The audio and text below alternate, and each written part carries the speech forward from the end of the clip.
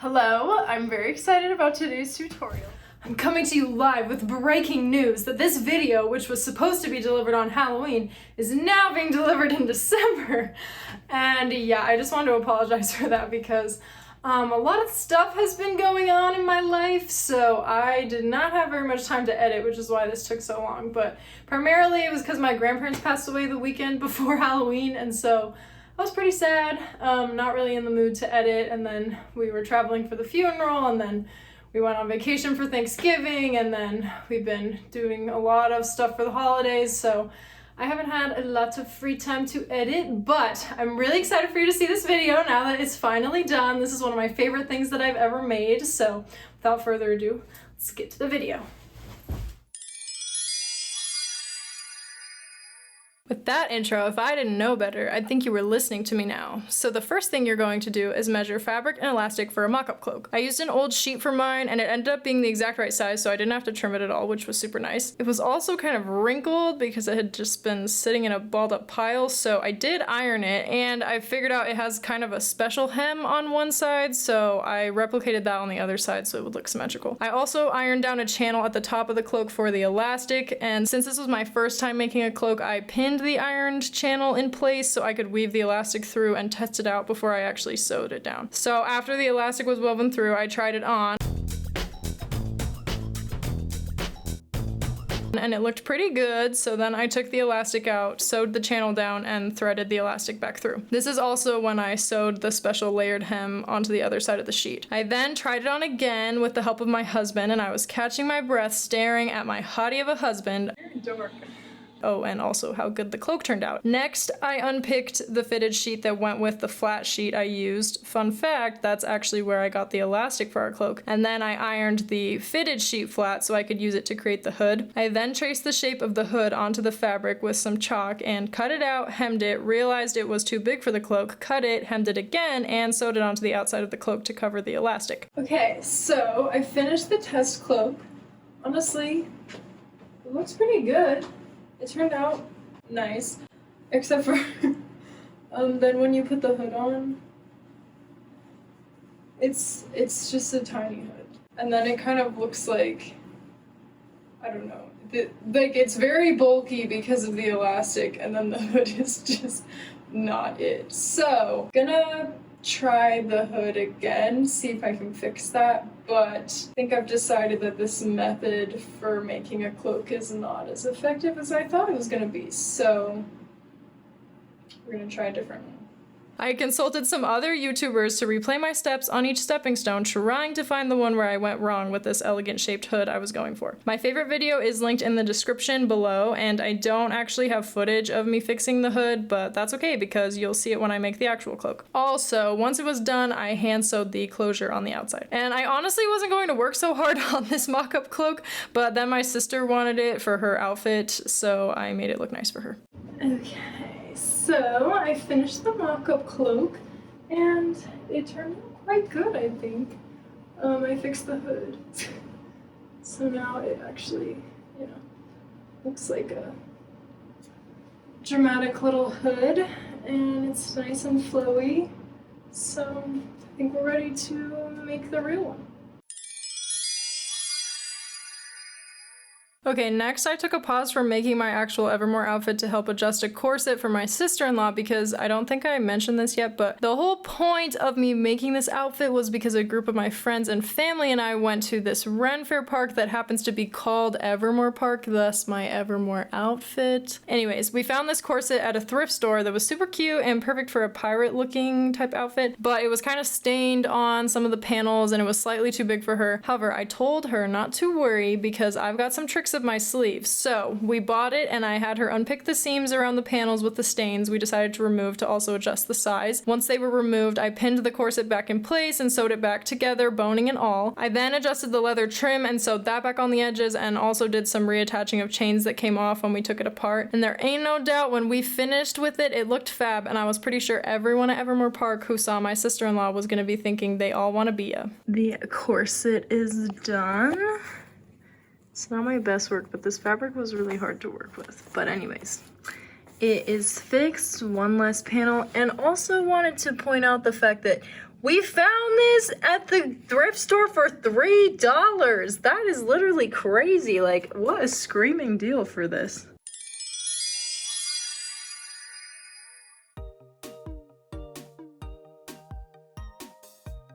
Yellow fabric is not balls. This is soft as heck. What about this fabric? That looks really good. Okay, this is, oh, there's really not that much of it. Wait, that one next to it is nice. Oh my goodness. My stars. Oh my. 30% off. Taylor's Granny's outfit. Literally, they made it to copy her. But this is devoured. Oh my goodness, wait, this is what I need. They actually have it. Why do I keep, okay, here's the thing though, there's no way this is enough fabric. I need like to put this stuff down somewhere.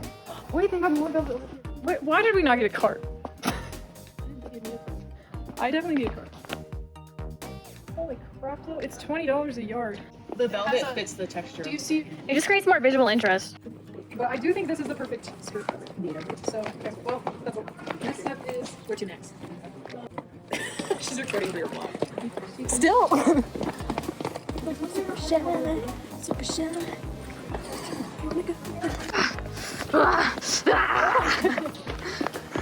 Knock the shelf down. Wait.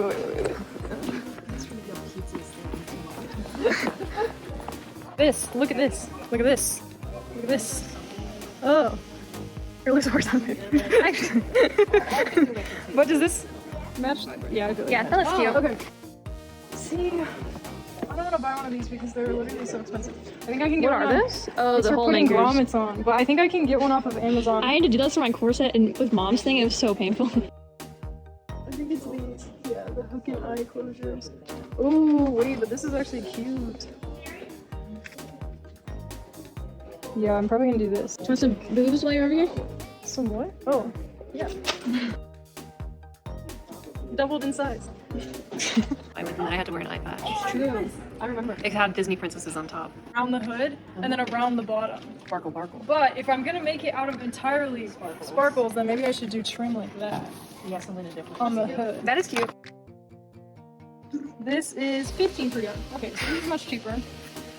And let's see. I'm freaking starved. We passed the Chick-fil-A and I felt like my insides were gurgling. Dude, when I had a Chick-fil-A gift card, I was like, should I get a milkshake? Does this look like enough? Yeah, I think it just depends on the look you're going for. Does it look like Taylor Swift? I don't remember what hers looked like. Marley? I think this one.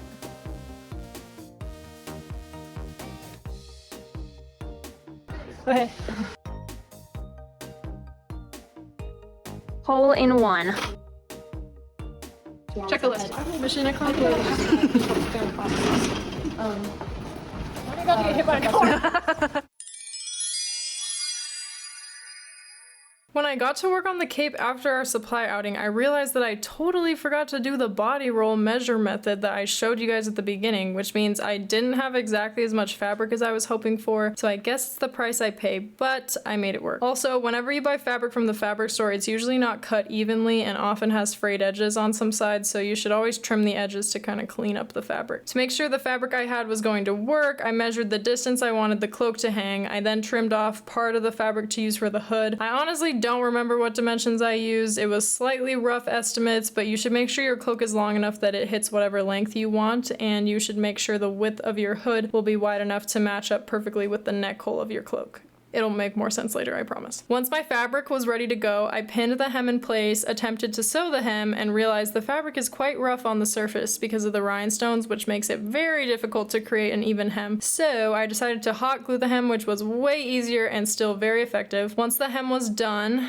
I added the pleats to the top of the cloak. This was another thing I discovered when I made the mock-up. Using elastic makes the cloak super bulky at the top, and it makes the gathering uneven when you sew the hood to the top of the cloak. So it looks much better if you pleat the fabric because then you still get a lot of volume in your cloak while the gathering is evenly spaced. It also makes a really cute design poking out from the hood. For the pleats, I did try to make them even, and I have them about 1 inch apart, but again, it all depends on how much fabric you have and how big you want your neck hole to be, so always use pins first and try it on before sewing or gluing the neck down. After the pleats were done, I was able to sew them down since that edge of the fabric didn't have rhinestones. With this fabric that I bought, they kind of stop a couple inches from the top, so I just didn't trim that part off so that it was easier to sew. I then pinned the ribbon trim to the bottom of the cloak. You'll see it's different than the one I originally picked out in our shopping montage, and that's because the size of the ribbon didn't quite fit how I wanted, and I also just wanted ribbon trim that truly brought forth an incandescent glow. You may also notice that I used wired ribbon. I ended up taking the wire out for the trim along the bottom of the cloak because it was giving it too much structure, but I did leave it in for the trim around the hood because that allowed me to kind of shape the hood really nicely. When I attempted to sew the ribbon onto the bottom of the cloak, I learned the hard way that ribbon does not stretch at all, while velvet very much does. So since I cut my ribbon before sewing, I totally ran out because the velvet stretched so much. Sometimes you just don't know the answer until you try it. So if you're going to sew ribbon on, don't cut it until you get to the end, or you can hot glue it like I ended up doing because that allowed me to ensure the velvet did not stretch. Once the bottom was hot glued, I sewed the top, which was easy peasy since it was anchored in place by the glue. Also, fair warning, the hot glue is messy as the mud on your truck tires, which means it's pretty tricky to get it in a perfectly straight line, which means you could totally see some of it coming through the ribbon.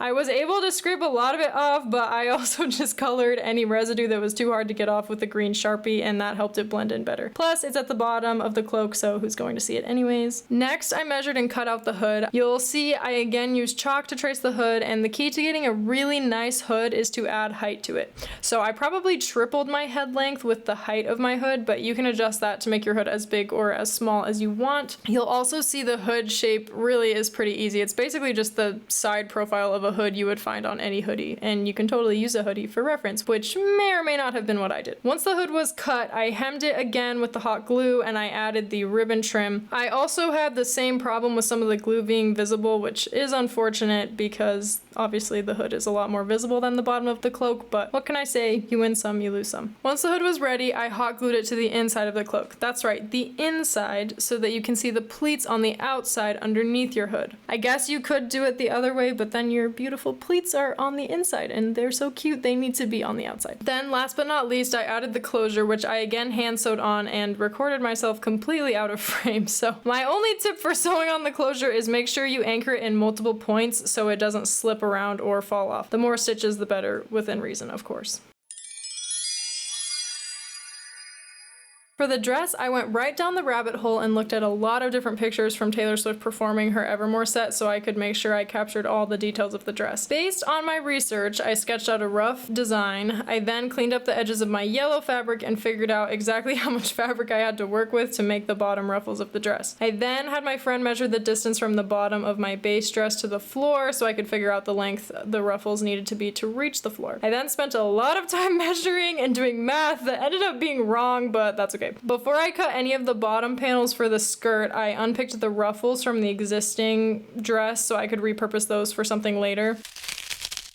Once that was done, I moved forward with cutting out the bottom skirt panels. It ended up being 4 long skinny rectangles. I also cut out some more of the sequin trim, aka golden sparkly circles, so that those would be ready for later. I then paired up my 4 long skinny rectangle panels to create 2 super long skinny rectangles that would become the bottom of my dress. You will also see some bra padding off to the side. I was originally going to add padding to the top of the dress, but then I decided it didn't really need it. So to ensure my 2 super long skinny rectangles stayed super long, I sewed them together on one side. Make sure you do not make them into a super long circle because Taylor's dress has a slit down the middle, so we won't be attaching both sides together in order to create the slit at the front. Once one side was hemmed of both my long skinny rectangles, I then ironed down the raw edges so I could hem them. This fabric frays a lot and is thin enough that you can easily do a double folded hem, which you should always do if you can. I also ironed down the hem of the panel that will be the bottom of the dress since we don't want that one to be raw and fraying as as well. Once the hems were all ironed down, I sewed them in place, and then I also sewed a loose stitch, aka a gathering stitch, along the top raw edge of both panels so that we could gather them together. At this point, it was time to do the actual gathering of the skirt, and anytime I think about gathering, the question pounds in my head of how do we actually make sure the gather is even. So I watched a couple videos, and the recommendation is to divide the fabric into quarters and mark the quarters using pins, and then just focus on gathering each quarter, and that helps you even it out. I did try to do that, but it ended up being more work than it was worth. So I would say to gather your fabric, just pull along the top thread, not the bobbin thread, and get it tight all the way along, and then stretch it out from there till it looks pretty even. Also, you want to make sure that you only gather your fabric to the point where it's the same size as whatever fabric you're gonna sew it to. So as I mentioned earlier, I did my math slightly wrong. So my first panel, which was supposed to be longer than the bottom of the dress skirt, ended up being the exact same length. So I initially gathered it and then realized it didn't need to be gathered, and I had to ungather it. So I then sewed it to the bottom panel of the dress, making sure that the two open ends were centered to create the beginning of our slit. The second skirt panel actually was longer than the first, so it did need to be gathered, and it turned out pretty even with me using the kind of eyeball it method I mentioned before. Once it was gathered, I pinned it in place so the back attachment seam lined up with the back attachment seam of the first panel, and so that the two open ends matched up with the open ends of the first panel.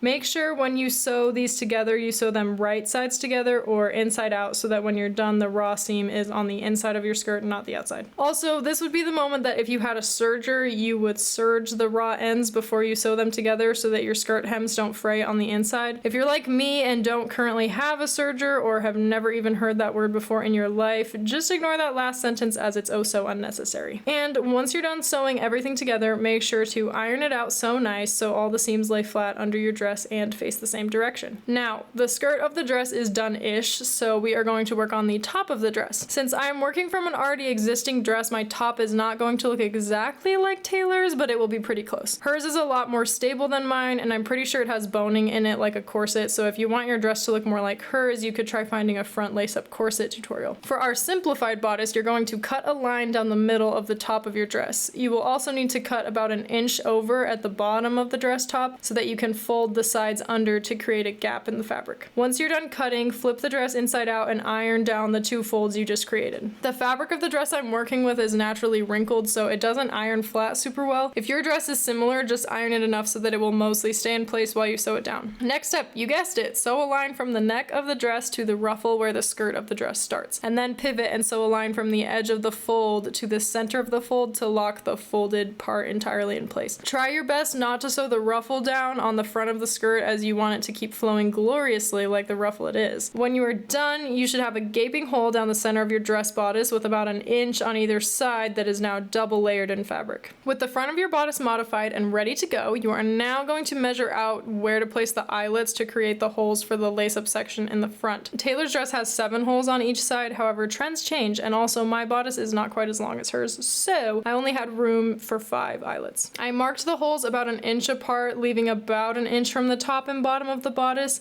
If you really want more crisscrossing, you could totally place your holes closer together. It just means your laces will be tighter together.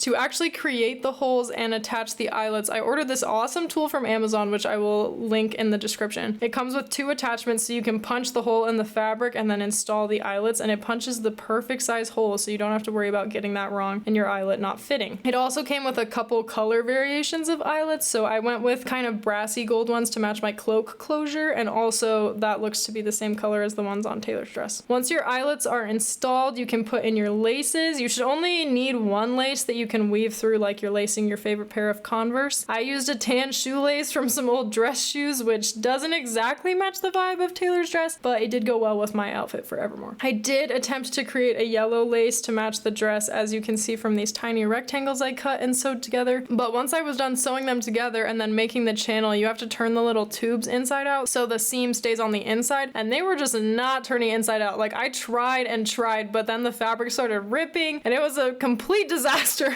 So I was probably doing something wrong, and I'm sure you could find another tutorial if you really wanted your laces to be mustard colored. You could also totally buy some yellow ribbon and that would work too, and I probably would have done that, except for I was already over budget and was working on this literally hours before we had to leave to go to Evermore, so by the time I realized I might need it / want it, there was no time to go to the store. Alrighty, so now that the skirt is done and the lace-up pieces added to the bodice, it's time for some finishing touches.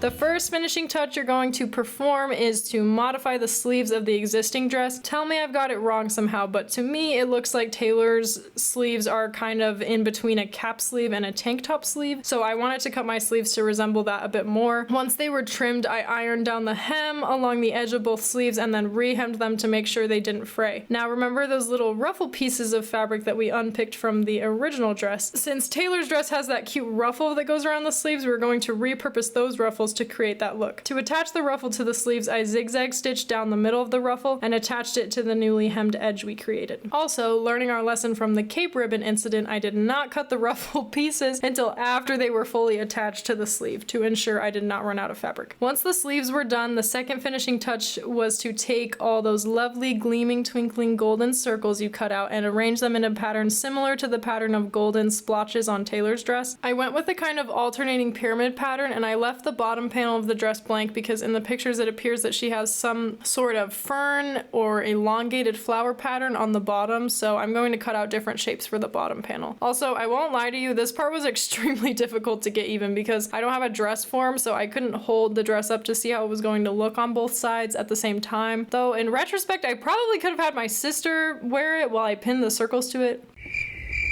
Anyways, I basically laid out the pattern on the front and then glued the circles down. Then I flipped it over and continued the pattern on the back. I don't think mine was exactly even, but it was good enough, especially since the cloak was going to be covering the back. For the golden pattern along the bodice, I cut a few of the circles in half and did this sort of tilted half circle pattern that turned out really cute. I then added the extra ruffle fabric left over from the original dress and what was not used for the sleeves to create the ruffle above the last panel of the skirt, similar to what Taylor's dress has. I also didn't quite have enough to go all the way around the skirt, so I used the cut off sleeve fabric and the gathering method we employed earlier to make more ruffle to finish the ruffle going around the back of the dress. Last but not least, I cut leaves and vines out of a sparkly tan sweater I was planning to donate anyways, and I hot glued them onto the bottom skirt panel to create the fern-ish pattern I mentioned earlier. And before we get to the big reveal, there is a couple more things I want to mention. Number one, you will see me wearing a tan sparkly shirt underneath my dress, similar to the fabric of the ferns. I modified a shirt I had to become the accompanying undershirt to this dress since our laces at the front don't have any fabric behind them. This isn't 100% true to Taylor's dress because her laces have backing behind them as part of the dress. Number two, I also did not line my dress. I didn't feel like I needed to, but Taylor's dress definitely has a lining and possibly multiple layers underneath the top, which is why hers is a lot more flouncy. I gave it my all, but obviously my version of this costume is definitely a simplified version, but that's what you get when working on a budget.